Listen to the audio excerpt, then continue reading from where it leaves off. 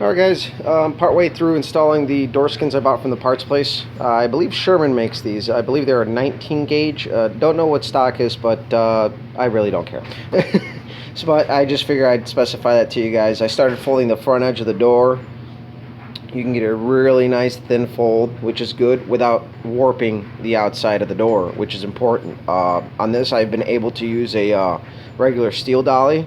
Most situations on modern cars, I use a rubber dolly just because the metal is much thinner. A lot of times it's high strength steel, it'll stretch a lot, and you'll get in all kinds of trouble. Usually at work, it's very rare that I have to skim the outside of a door after I skin it, which is what I'm after here. Just a few areas where you can either do your own thing, in an area where I would recommend you not do that. In these corners, there's no relief cut. I plan on stretching the metal and folding it in.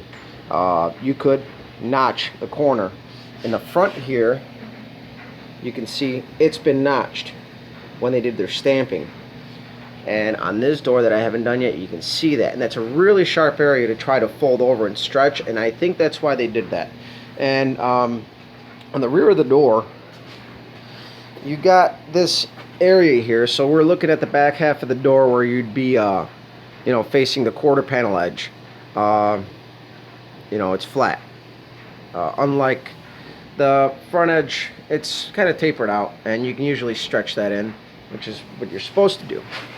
And this is why you don't relief cut it. You have to stretch this in here, and this fold will reinforce this, but if you notch it, you're going to lose the rigidity of it.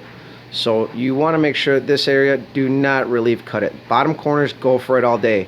No problem with that. On stock doors on new cars, I don't do that. The metal usually folds really easy, and they come relief cut from the factory for the most part. So just an area to look for on these doors. Do not relief cut this. Otherwise, that ledge here where your belt molding goes is going to be really weak.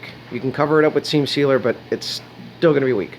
So yeah, pretty much overall, these doors, the door skins are good quality. They come oil coated.